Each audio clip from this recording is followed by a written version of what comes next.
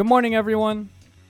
Let's talk about spacing. This is mostly for you beginner players out there who don't understand what spacing is or want to better grasp what spacing is as a concept or just are completely lost.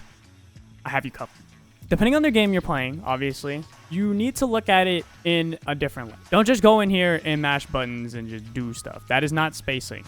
Spacing is a concept in which you're putting your character, yourself, in a spot, in an area to which your buttons are effective. What are buttons? These are your attacks, your normals. It could also be special moves in certain cases. But generally speaking, we're talking about normals, which are generic buttons that every character possesses in a game. So if you're playing Guilty Gear, punch, kick, slash, heavy slash, dust. If you're playing KOF or an SK game, light punch, light kick, heavy kick, so on and so forth, whatever game you're playing, those are normals. So how we use these normals at an effective range is very important. Generally speaking, your faster buttons are way better up close. If you're up close near your opponent, you want to press faster buttons. So depending on the game, it's going to be light attacks, or in Guilty Gear's case, it'll probably more likely be punch or kick. Exactly, but most of the time, it's going to be punch or kick. When you're up close to your opponent, think about using faster buttons at this range because they're more effective, right? They're faster. The problem is they're stubby. So, which was what I was about to get into, mid-range is way better for your other buttons, your medium buttons, your heavy buttons, but mostly your medium attack buttons. If you're playing Guilty Gear, it'll usually be slash or heavy slash.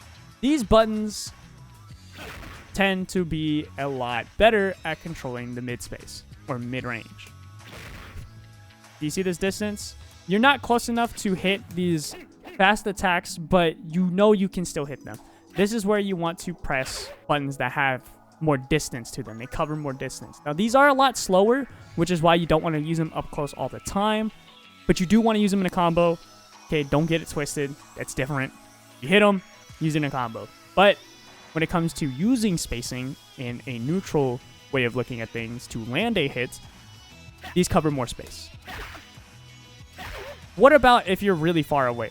Well, this is really character dependent. So if you play somebody like Dalsum as an example, yes, this is an effective long range for you. So don't be afraid to look at it that way.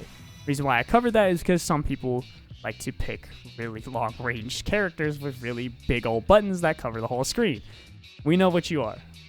I'm just kidding. Synopsis, if you're up close, use faster buttons.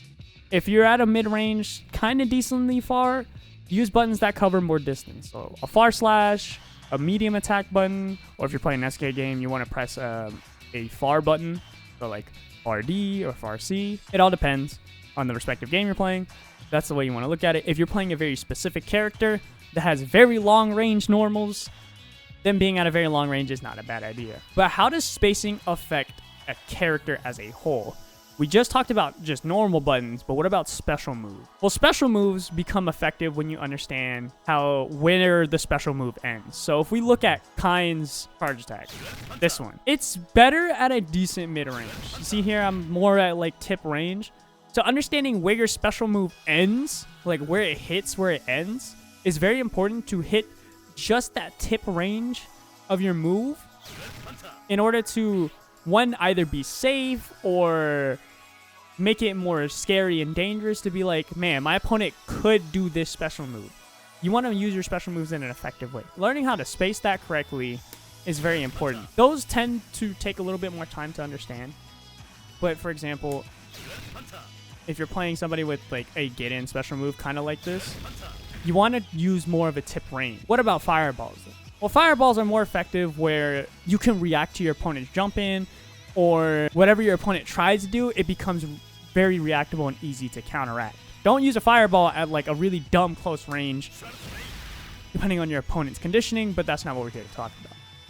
You want to space your fireball enough to where it's just good enough to where you can react to a lot of things happening that your opponent tries to do. And that's one way to look at special moves. You want to be effective to where things become reactable or it becomes safe.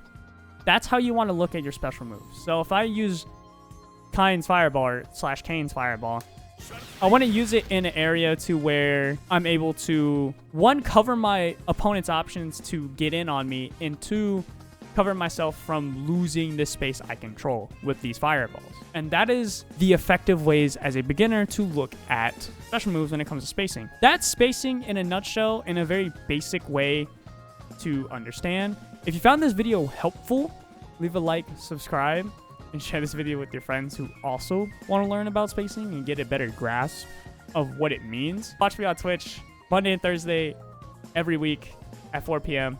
I'll see you guys there. God bless one. Peace.